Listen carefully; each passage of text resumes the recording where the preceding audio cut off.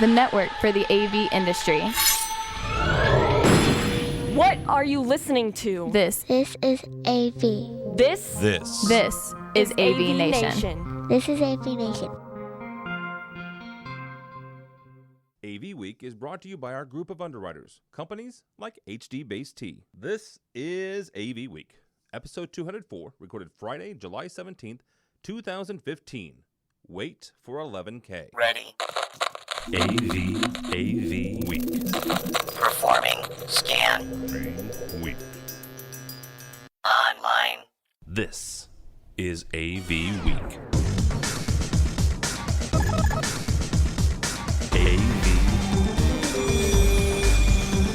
AV Week.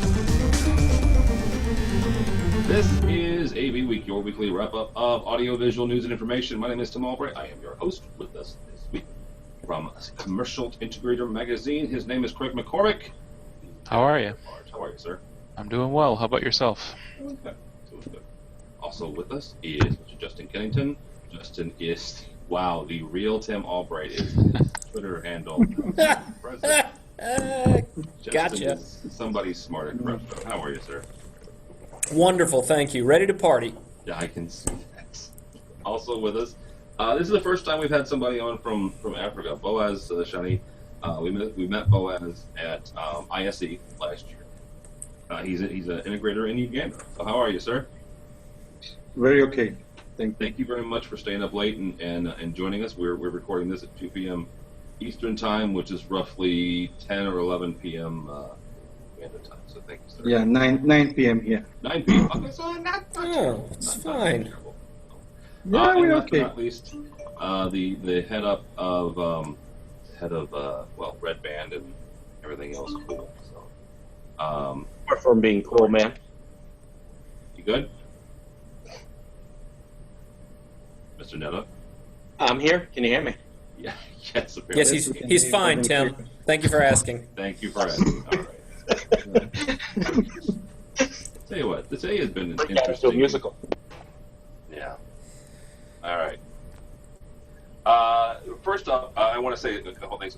Boaz, real quickly, because I want to start this off and say, just kind of give us a sense of maybe some differences or some similarities of, in all seriousness, what it's like to do AV, in I'm going to say another country because you're in your own country, but what's it like to do AV in Uganda? Sorry, my internet went off the moment we went live, so if That's you can all right. repeat. Yeah, what's it like? That's a reasonable answer. What's it like to do AV in Uganda? It's challenging. People don't understand anything much here, so it's a very big challenge, but very interesting. Cool. All right, let's get going. First up, we've got the first story. Actually, is a real quick. There's no commentary here, unless you saw these guys, in which case, sure, comment. But the very first Infocom Innovation Showcase Contest winner, and the winner is Collaboration Squared. Collaboration Squared has a new software-based BTC, and if you're not familiar with what this contest was or how it worked, somewhere in Hall D, actually right behind our booth, we were 6667. They had this nice little area, and you could go around. It was first time presenters, people who had never presented at Infocom before. You had never exhibited before. So Justin, you guys were out. But it was kind of neat, right? You go through there. They had a 10x10 booth. Had a couple buddies that from different companies that were there, and afterwards, people who attended Infocom got to vote on who they thought the most innovative product was, or the most creative. So these guys won. So they won a 10x10 booth. A 10x10 booth for next year. They got to be a part of some other really cool things with Infocom. So congratulations to Collaboration Squared. Mr. Tucker, our very own Mr. George Tucker, interviewed them and did a neat little video recording of their booth. So you can check that out on our site. So Don't forget the $10,000. yes, the $10,000. That's not a bad deal either. So forgot about the $10,000 actually. So. All right, we're gonna pick on Craig for a second, just because. Oh boy. and then we're going to pick on Justin because he has something to do with light and something to do with this. But, for those of you watching on YouTube and the live stream, Microsoft delays Surface Hub. Bum, bum, bum. Cites manufacturing issues. Immediately, I thought Justin did something at Crestron's factory, but no, alas, it was not his fault. Mr. Craig, the reason I'm going to pick on you is you and I talked extensively last year at InfoComm 2014 about their lovely booth and the very comfortable couches they had, and lots was written and lots was said, giving Microsoft a hard time. So at ISE this year and InfoComm in 2015, they had stuff at the booth, right? They had this wonderful Microsoft Hub. Started taking orders July 1 with a bunch of integrators. You guys had a great story about that.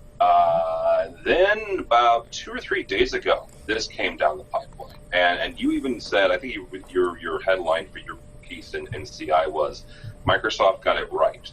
Right. I don't think you were wrong, by the way. I don't think you were incorrect. I think that you got it right. I'm not saying they got it right, which sounds a little weird. But you didn't know that they were going to have these production issues. But coming to the show, showing what they did, and showing it in the way they did, I think you were correct in saying they got it right. But what does this do? I mean, what does this do to the faith that we have? What does it do to the faith that integrators have in Microsoft at this point? Well, I think you probably won't be surprised to learn that I've taken a fair bit of ribbing in the last couple of days for writing what I wrote about Microsoft getting it right. I did find it kind of amusing. One of the reports said that part of the reason for the delay was that there was too much demand for the Surface Hub and they couldn't keep up with that, which that just interesting problem to have. Yes, strikes me as maybe not entirely genuine, but I think what happened with Microsoft at InfoComm is they heard from a lot of people. They probably heard questions they weren't expecting to hear, heard things that maybe they weren't ready for, and had to kind of answer, go back and kind of answer those questions. I mean, certainly their Surface Hubs had some bugs, but so did a lot of technology in a lot of the booths I went to. So obviously they're a bigger company and certainly a bigger target for a lot of people. It certainly doesn't help their reputation among integrators and in the community that they have this delay. But as I said in a conversation on Twitter today with somebody else, I do think they learned quite a bit, and they'll use that information that they learned and make the product better when it is finally ready for mass release. All right, Chris, or Justin, we're going to pick on you because Crestron has a partnership with Microsoft, and say what you can say, and we'll redact this. Absolutely, we'll cut it out if you no, we're streaming the slide. I believe seriously, say what you can say and tell me to go jump off a cliff. But what does this do for you guys? I mean, it does it put you guys behind the 8 ball too?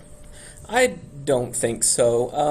Our partnership related to Surface Hub was about bringing some of the parts and pieces that you might want to extend and expand a Surface Hub system. So that means parts and pieces of digital media. Was Surface Hub going to drive some more demand for digital media? Yes. Do we still sell plenty of digital media to plug into Samsung TVs and LG TVs and Panasonic TVs? Yes. So this is an exciting product, and I think it's going to be very cool to see it in the world. I think there will be some digital media systems and Crestron control systems wrapped around it.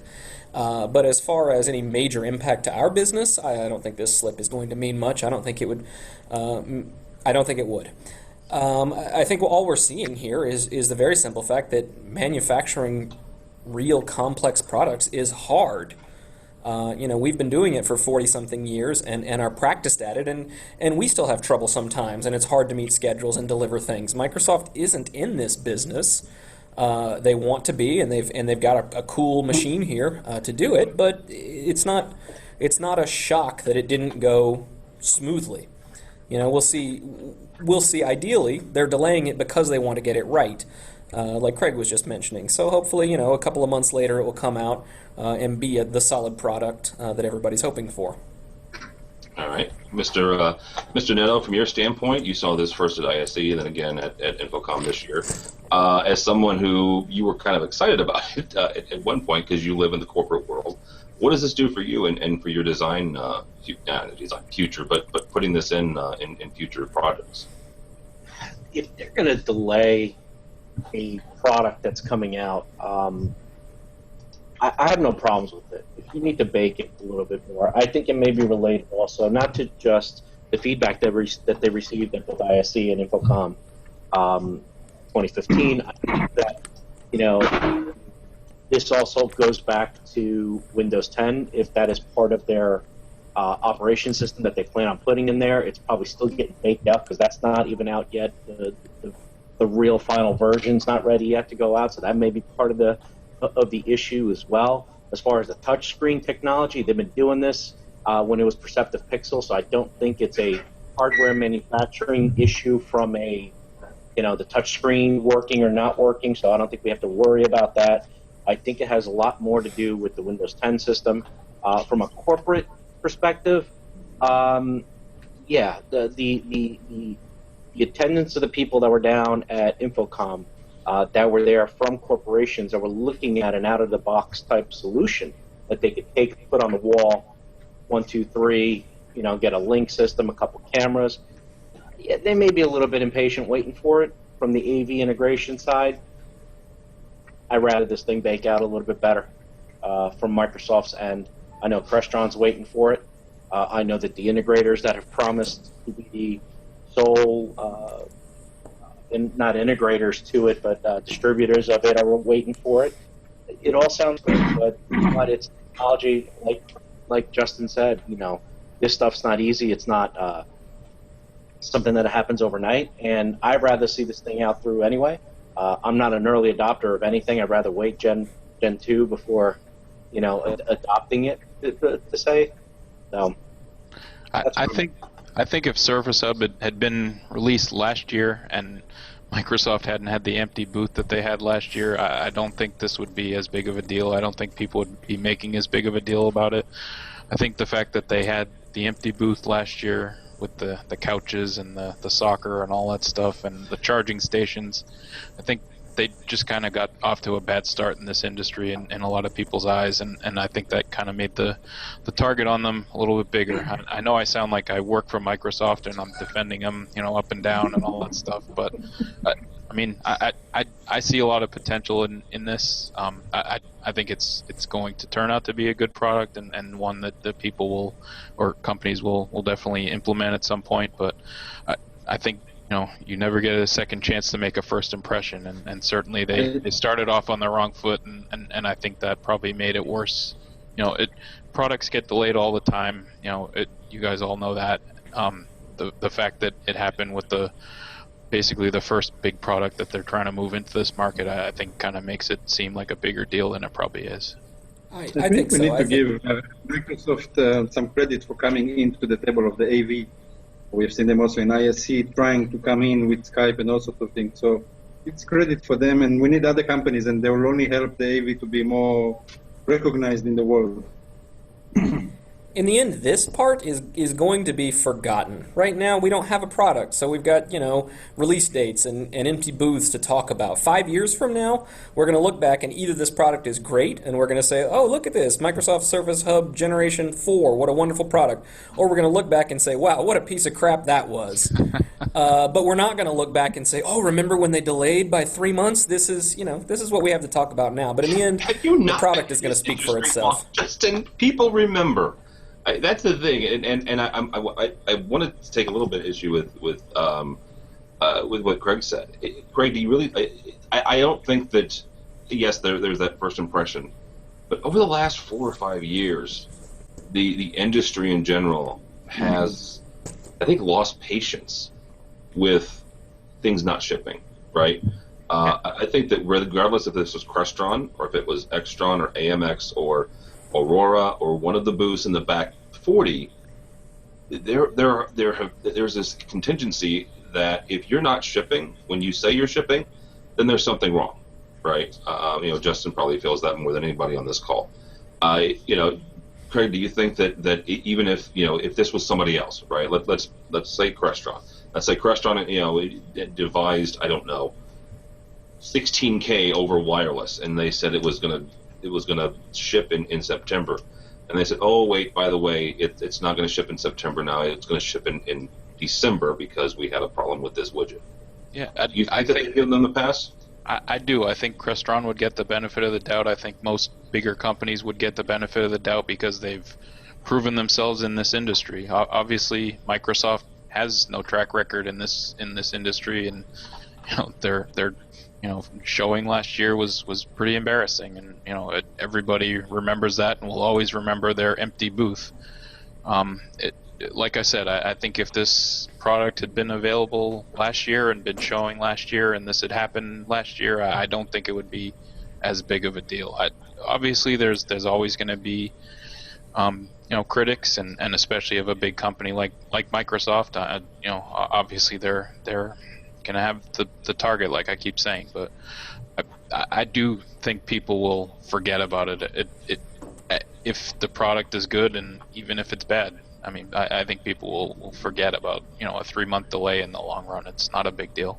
To me, the most important line in this article is the sentence, "The delayed Surface Hub release is unlikely to be financially significant for Microsoft." Now, when we say Microsoft's a big company, let's think about what that really means. In this industry, Crestron is a big company. Right. Microsoft Windows by itself brings in like 25 times as much revenue as all of Crestron. That's one Microsoft product.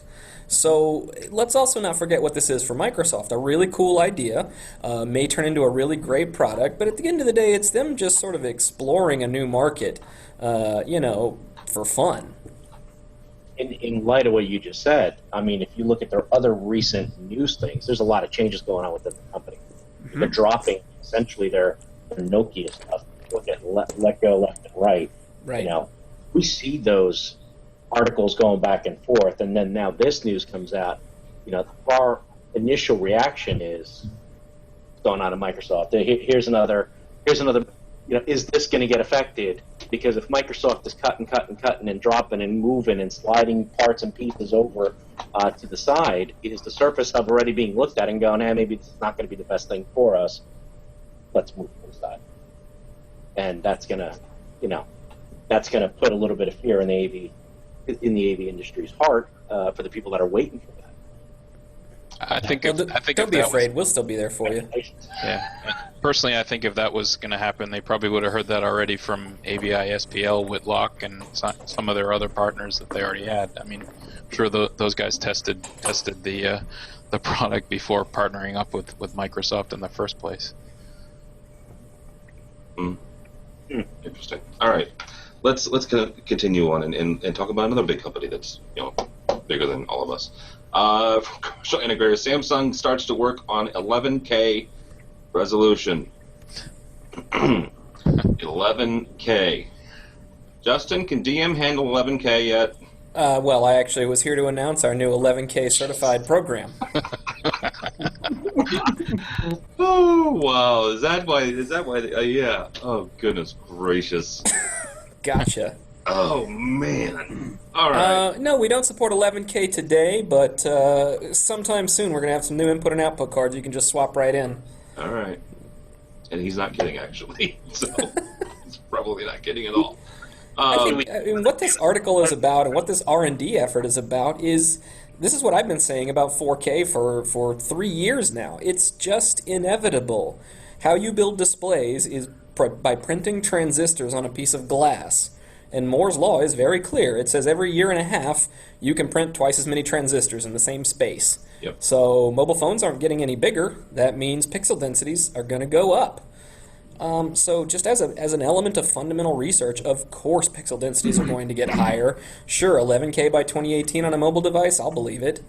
If you think about it, I'm not the optics expert here. We've talked about my bad grades in optical physics before. But when you look at a sheet of paper, or when you look at something in the real world, you can see that it's something in the real world. It's not a picture on a screen. And that has something to do with brightness and contrast and color depth, but it also has to do with resolution. And at some point, I think it'll be ridiculous to extend it any further, but I think we're going to keep pushing and pushing these pixel densities up, and we'll find applications for it. And one day we'll have cool 3D floating hologram displays and things, but these are all just sort of necessary steps in advancing display technology. We have a story about that, too. So. Sorry. Yeah, that's right. Haven't you ever heard of a Segway? It was nice, but I wouldn't give these guys the too early, right? Man, no, that's my fault. Mr. Neto, 11K, where are we? Do we need to talk about this, dude? Yes, we do! Greg wrote about it. Greg did. I got the big freaking phone. Do I need 11K in this? Hold on, I know what Chris is going to say. It's not 11K, it's only 10,870 by 5,000. That's not true 11K. I wasn't taking cool classes like optical physics like you were. He was failing them. Look, I wasn't attending them, if that's what you think. Sociology class, or anthropology and tourism class would kick your physical, whatever the hell class that was there, so we'll take it. I should warn you, we have laser beams. Well, we move around and study travel. That was my my Western. Anyway, no, I didn't have any of those cool classes in college. That's what happens when you go to a lame state school. But I don't need 11K on my cell phone. Do I get the whole Moore's Law thing? Absolutely. And Tim, the answer to all that is because they can. Mm-hmm. Because somebody wants to do it. I mean, honestly, do we really need that super high end? Yes. Justin's absolutely right. A picture is a picture, and seeing something in sight is two different things. But at some point, there's going to be a cap. I mean, I've already been told, 4K is the 480p or the 720 of what the 1080p 8K or 16K will be. It's where we're starting is with 4K, believe it or not. Do we really need to have it on a cell phone? Probably not. I just want to know, is 11K going to be known as Super Duper Ultra HD also? Absolutely. We can add more acronyms to it. Yep. Greg, from your standpoint, you guys wrote the story. Chelsea wrote the story, but where do you think this goes? I think, like Justin was saying, it's going to keep on going because it can, and because somebody out there wants it. I think eventually there'll be a saturation point or a point where it's no longer useful to keep extending this. But obviously we're not at that point yet, and people will buy it when it comes out. You know that. Yeah, absolutely. Boaz, from your standpoint, whether it's mobile or what have you, how do we get this from how do we translate this from a Samsung device to putting it on a display somewhere?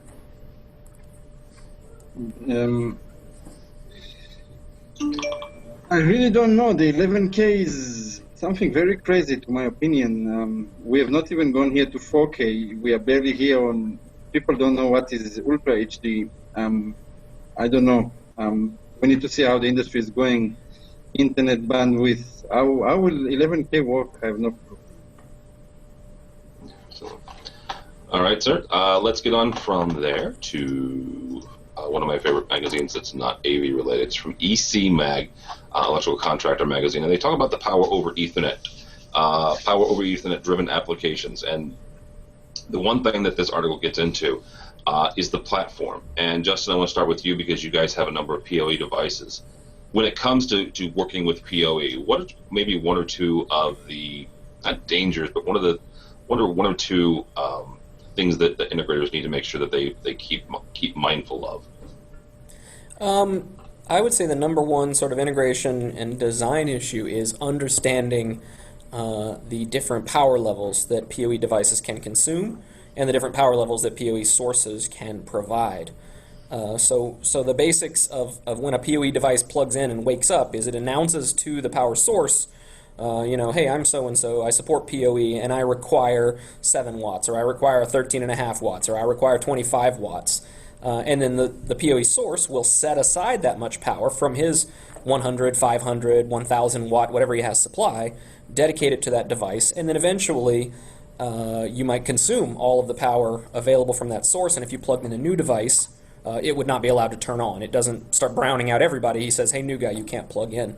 So as we get to higher and higher powered node devices, the devices taking power, it becomes important to realize that just because, let's say, you have a PoE switch with 48 ports, that doesn't mean that it can drive 25 watts on all 48 ports at the same time. That's like, 2,000 watts, something like that? Maybe it has that kind of supply. If it does, you'll know from the fans. But if it doesn't, then you need to just be aware at design time and say, oh, this guy can supply 350 watts, so I need to look at the power consumption capabilities, publish specs of the receiving devices, and then just make sure I don't violate the overall power delivery of my source. Of course, you might have a dozen ports used by non-PoE devices. So very often you'll see that a power source has more ports than it could deliver power to simultaneously. So just be aware of that issue and think of it like you would any power delivery system. Mr. Boaz, from from your integration place, where do you guys take PoE, or have you gotten have you used many PoE devices yet? Yes, but it is very tiny. It is definitely integrated. It's becoming a standard. It's coming everywhere, both in IT and in AVs. So I see it growing more and more.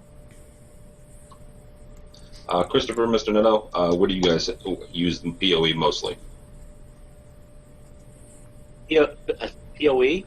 Our Crestron stuff, of course. Man, I love throwing a little plug in there for Justin. No, the stuff that we're doing the PoE is, and where we're playing a lot more with PoE is when we're doing the integrated rooms, the touch panels are going to be powered over Ethernet. And I mean, these things are not drawing a lot. I don't do a lot of lighting, type stuff that, as the article said, where it's doing, powering some small lighting LED things. And, a couple years ago, I was pretty impressed for the first time I ever saw that sort of application working with, TVs being turned on just by PoE. I thought that was, man, that's one day that's going to happen. And I think it will as, more efficient and energy efficient TVs happen and stuff like that. It'll definitely work, but PoE stuff right now for what it does, it suits our needs or small, things. But like Justin said, you got to be aware. You got to be cognizant of what you're distributing that power to. Mm-hmm. Mr. MacCormack, from talking to integrators, what are some of the drawbacks of using PoE?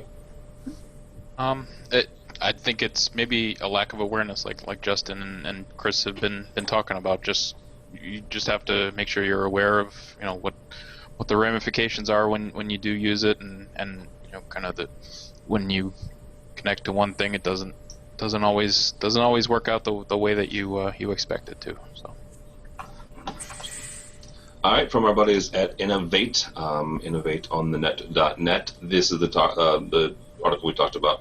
The HoloLens muscles on medical education. Say that 5 times fast. See if I can bring it up here on the big screen. What this is, it's Microsoft again. It's a HoloLens Never headset. heard of it. Well, yeah. It's a HoloLens headset that lets you. It's 3D, right? It's almost to the verge of the holodeck in Star Trek, but it's giving you the opportunity to see different levels of the human body. Is the application that they are putting forth here. Mr. Neto, from your standpoint, and I know you're corporate, and this is a lot of education application here, but in the corporate world, or in just put an education tech manager hat on for a second. How much of a use case is this, or how good of a use case is this? I will put on a different cap for you. One of the things I do a lot of work with, and currently I work with this company almost on a daily basis, is I work on the pharmaceutical side of the business. So, it's not really medical, but they've been using holograms for years to break down molecules and to show molecules and how stuff has basically these scientists are creating chemicals and stuff like that, and they're making 3D holograms of it. Not necessarily to the HoloLens walking around in a VR type thing. But yeah, I've seen the applications, and they use them here. What HoloLens is doing, really interesting stuff, and I think it's the best case use that we can find for VR and that type of stuff is definitely in the medical world. They're onto something, but again, it's Microsoft, and we started off this podcast with one day it'll happen, and one day this will happen too. All right, Mr. Kennington, you're the one who kind of tried to segue into this. How I guess push forward or forward thinking is this, and maybe how practical is this application? Watch this reverse segue. This is the sort of technology where something like 11K pixel density makes sense. Nice, very well done. Because look at what's going on with this thing. It's essentially got some little 3D screens an inch from your eyeball. So that's where if I did that at a lower resolution, now you see this sort of pixelated image on front of you. But when it's that close to your eyeball, you need to have tons and tons of pixels in a very, very small space. So that what you see looks like a realistic image. So that's the sort of thing where Samsung's fundamental research of how can we fit this many pixels in a small space sort of finds an application. And what I want is to shrink this down into contact lenses so that I can live my life like Terminator. Remember that? Where everything he sees is like red, and then there's a little computer printout of like threat analysis, kill this guy. Like I just want to live with that. It could be just random crap, too. I don't need it to actually analyze anything, but just to have those printouts running constantly would just make me very happy, and I want that at a very high resolution. Tim, we got to get Justin he should be stroking while he's on this video, and have him get a handlebar mustache to be twirling it at the same time. I just want to know if Tim is concerned that he might be taking over his show with all those segues and his Twitter handle. Oh, he's fine. You know what? Somebody does. There's always somebody better. At the end, he's going to reveal that he is Tim Albright. Yeah, he is Tim Albright. What are you talking about? This is what I look like in 11K. Yes. Not sure if that's a compliment to you or me. All right.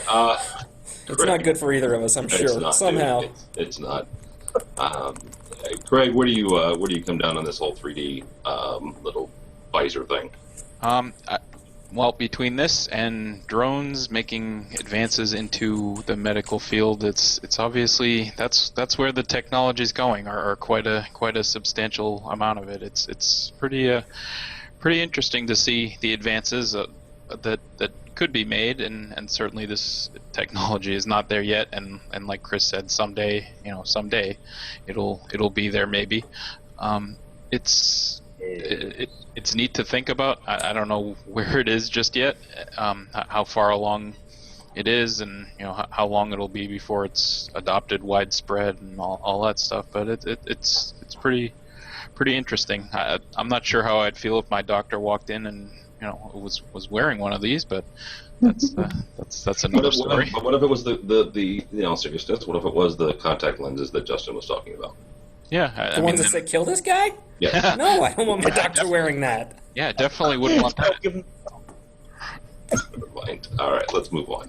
I actually think, in context to Terminator, I think not only medical, it will also go into the security forces at some point. Yep. Yeah, absolutely. Super soldiers, man. That's where we're going. That's where it's all going to super soldiers. All right, let's get. Then we'll need resolution. Stop with the conspiracy theories. From the mind of Gillian Phillips, Carolyn Hines writes this piece: "The Importance of Selling Managed Services." Gillian Phillips, if you don't know, he's an executive with Whitlock.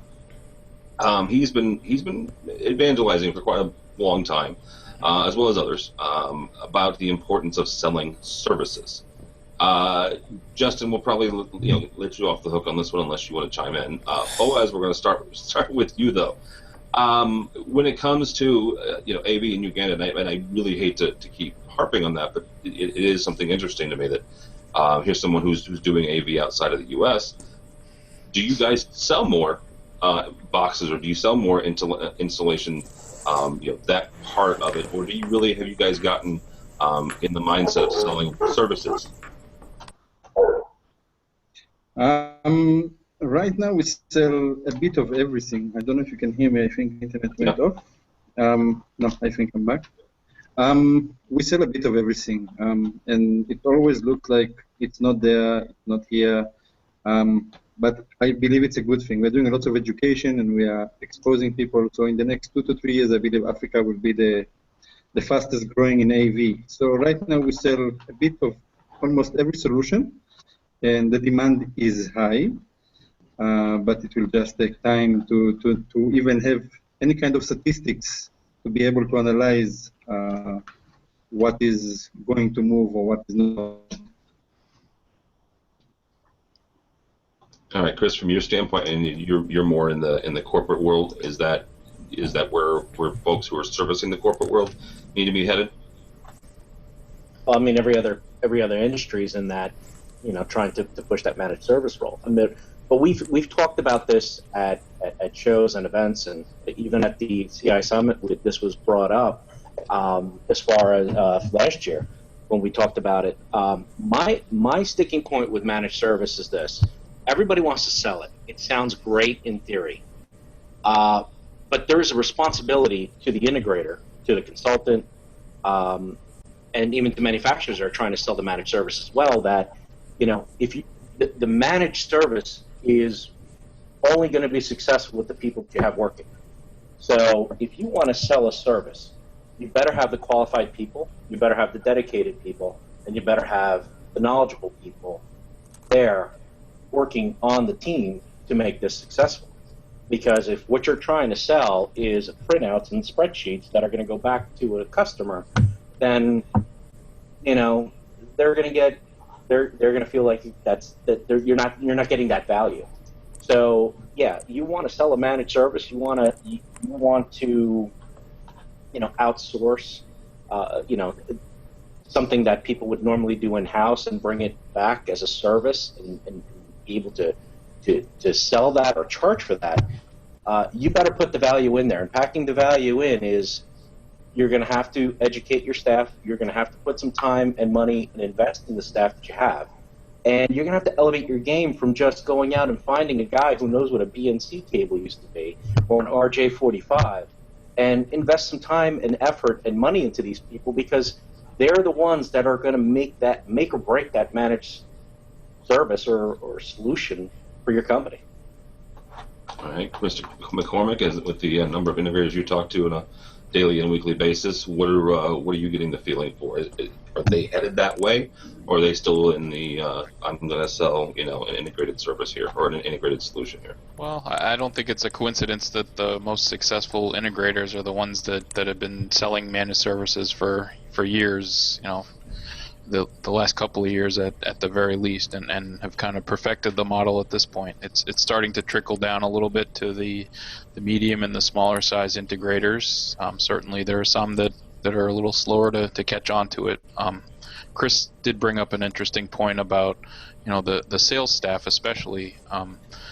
One of the integrators I talked to mentioned that he has an entirely separate staff for selling the services as opposed to selling the boxes. You can't really, transition from one to the other. I think if you've been selling boxes for a long time, that's kind of you're thinking, about profit and immediate sales and that sort of thing. With managed services, it's more of a long-term investment, and you're not out there to make the big bucks right away. So it's a little different mentality, and a lot of the people that sell boxes aren't kind of equipped to sell the services as well. So it's not an easy transition for them to make. That makes sense. Yeah, that's one of those things. And in talking to Julian, he is still big on it. Yeah, obviously absolutely. you still have to sell the actual equipment.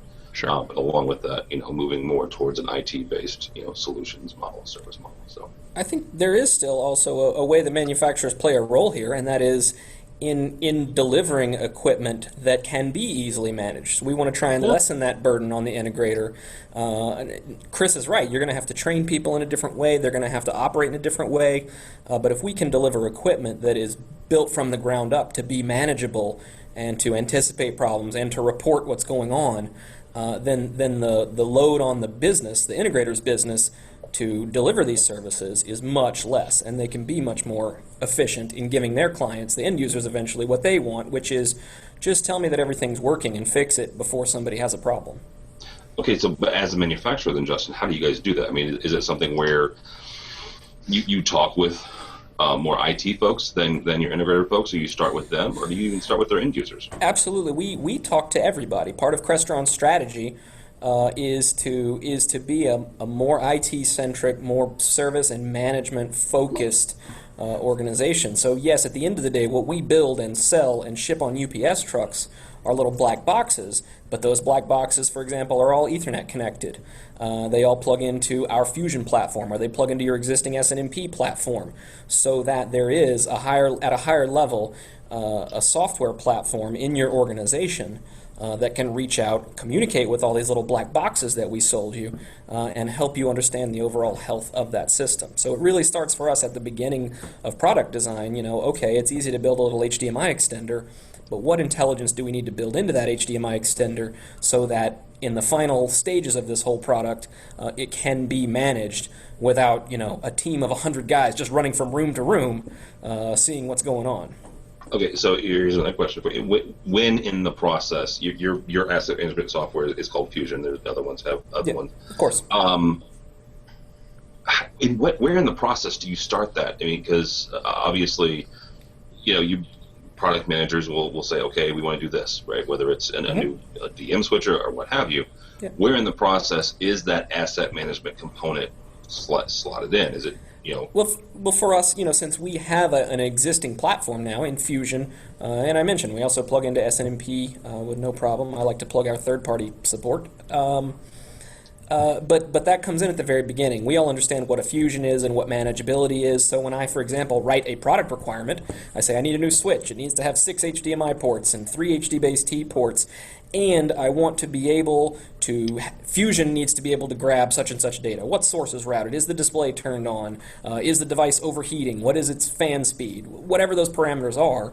And then when it goes to engineering, they know, okay, well, I'm going to need a CPU that can connect to the Ethernet bus. I'm going to need fan speed controllers that can report on their status. I'm going to need to be able to communicate with the HDMI gear itself to understand, what's going on there. And then that CPU and the firmware that runs it becomes the sort of clearinghouse in that small little box in that distributed system to be able to report those things up the chain to the higher level software that's running the enterprise. Oh, very interesting. All right. As we wrap up here, something we try to let me just. Somebody else talk for me, please, because it's been a long. What about the real Tim Albright? Yes, the real Tim. Something we try to do on a weekly basis is give our fine folks, our buddies and our pals at periodicals and magazines and such, the chance to tell kind of what their community and their areas are talking about. Today's this week's periodical is Commercial Integrator, and our buddy Craig MacCormack, my favorite Boston Red Sox fan, is going to give us a couple stories. Yeah, absolutely. For those of you who can see behind me, you can see a lot of the covers of Commercial Integrator magazine over the years. I happen to have this month's issue available, and you might notice that there's four folks on the cover this time. Usually our company profiles focus on that we end up talking to the CEO of the companies, and in this case we talked to some owners of the company. The company is AVI Systems, and they employ what's called an employee stock ownership program, which means all employees in the companies are all double as owners of the company. So everybody kind of has a stake in what goes on with the business. It's a fairly common practice in the corporate world. It's fairly unique on the AV side, and the profile talks about some of the challenges related to that, and kind of the opportunities for other companies to kind of follow that model. It's an interesting company, and it's an interesting approach to ownership. Well, and the other thing about them is they just got their Apex right at. They did. Yep. So yeah, I absolutely love this story. I love these guys. Our good friend Miss Kelly Perkins works for them, and yeah, big fan of those guys. Yeah, absolutely. The other big topic on our website these days is our integration awards, which is a look at 13 different markets and the top projects in those markets. The projects themselves were self-nominations. The company sent in applications, filled out pretty lengthy applications, and sent us several photos, as you can see at the bottom of that, along with takeaways for the integrators, takeaways for the end users, and we just picked the winners in those 13 categories and posted they're included in our July issue and all posted on our website as we speak. And the last thing I want to mention is that we are wrapping up the nominations for our CI 40 under 40. It's the second year we've done this list. Last year, a couple of the panelists were on the list, including Mr. Neto and our host, Mr. Albright. He has the distinction of being the first one to appear in the list by virtue of his last name starting with an A, and because he was the best person in the industry, right? Damn Skippy. Right. So he's challenged us on our headline about the application, saying it's back and better than ever. So it's impossible to be better than ever. That's what I've heard you've said, and we're pretty confident that it'll at least be as good. We have quite a few nominations. We did ask the 40 on the list last year, the 40 or so on the list last year, to send in some nominations of people we might not know about, and people they respect and are interested in, and we've gotten decent response on that. But we're hearing about a lot of cool people that we didn't know about, and some certainly that we did that were not included on the list last year will be included this year. And it's a really neat initiative, and it's something that people responded well to last year, and we decided to do it again. Yeah, and in all seriousness, I was very, very honored and humbled by it, and you guys will do a great job. So. And your hand is sore from all those autographs you've had to sign in the past year, I'm sure. We are wrapping up the nominations on that today. I'm sure there will be some stragglers next week, but we are trying to wrap it up today. So if people have any ideas of who should be nominated, you can send me an email, and I'll send you the very short application. Yeah, it's just a few, basically, who is this person, and how old are they, and then are they cool enough to be on this list? And Justin, you can't because you work for a manufacturer. That's one of the caveats. Otherwise, every spot would be filled with Justin Kennington. This is an outrage. I know, it's ridiculous. It is ridiculous. All right, guys, that's going to do it. Yeah, we'll start with Justin. Justin, thank you so much for coming on, sir. Of course. And how can people get a hold of you and/or Crestron? www.crestron.com. Very cool. /4K. I was waiting for it. /4K. Boaz, thank you, buddy. Thank you for all the way from Uganda for staying up late on a Friday night for us. No problem. It's my pleasure. I just want to make a call for everyone, manufacturers, integrators. This is a huge market here, and there is right now no competition. There's a lot of space for everyone to come in. It is a serious upgrowing in terms of numbers. It's around 1,000% growth every month. Every year. Not every month.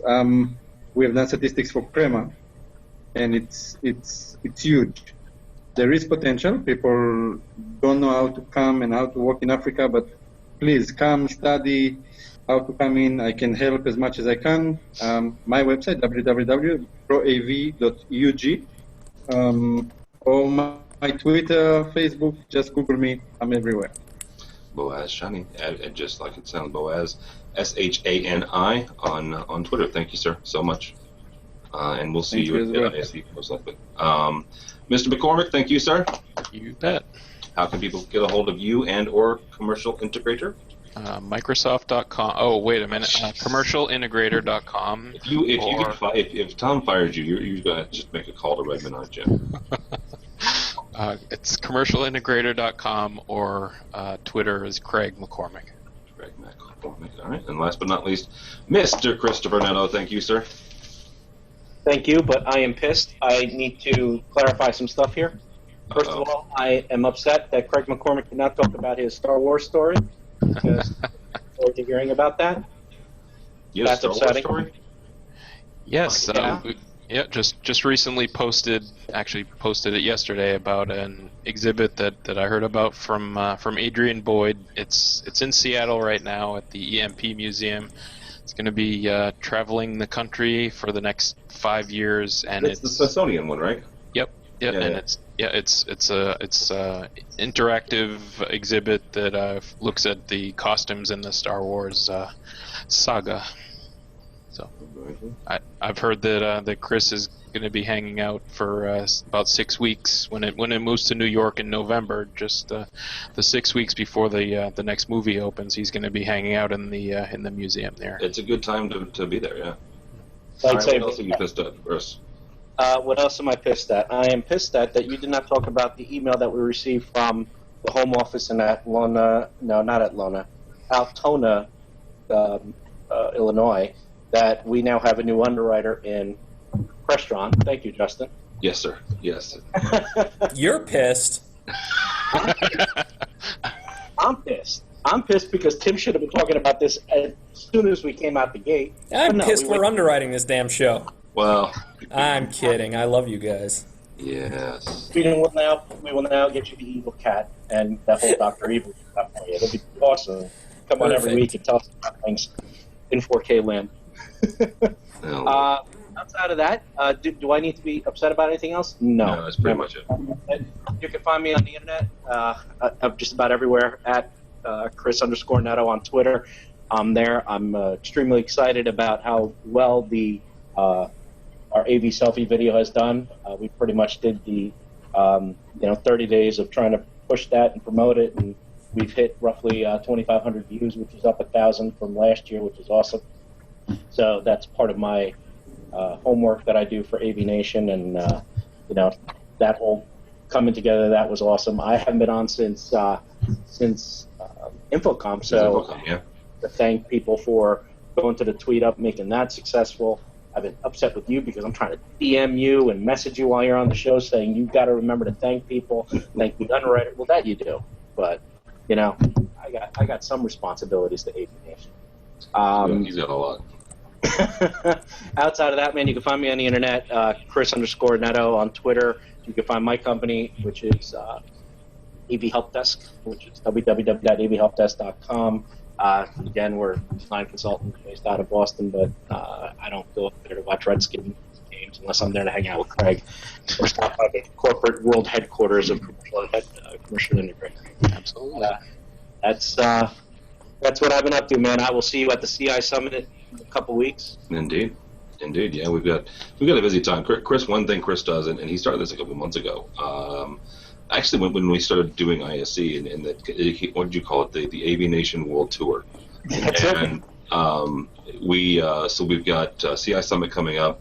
We've got CEDIA coming up. We've got a couple other things that we're not at liberty to say yet, but those are coming up as well, so that'll be kind of cool. And yes, we have a brand new underwriter in Crestron. Certain things haven't happened yet, but that's cool. To kind of let the cat out of the bag before that happens. So thank you, Justin, and thank you to everybody at Crestron for coming on board. Sounds like we haven't mailed the check, if I heard you right just now. I didn't say that. Is that the issue? I just said that there are certain I's have not been dotted and T's have not been crossed, and so they're waiting for $4,000, 4K. I'm waiting for 4K. Yes. No. Yeah, you should have held out for 11. I should have held out for 11. You're right. Anyhow, so thank you very much. If you're interested in what this whole underwriting thing is about, there's a page on our website, avnation.tv, avnation.tv. It just kind of spells it out. We don't sell ads. We do underwriting. It's sort of a PBS, BBC type model. But if you're interested, you can check it out there. And go by the website if you would. Don't follow me, but go by the website, avnation.tv. You'll find this program and a host of others. We have brand new state of controls, brand new ed techs coming down the pipeline, brand new live lives, all sorts of really cool, great shows. A couple of really cool things coming down as far as bloggers. Our team is working on some really great things for AV Month. Do that again, and some other interesting things. So yeah, check out the website, AVNation.tv. AVNation.tv. Thanks so much for listening. Thanks so much for watching. This has been AV Week.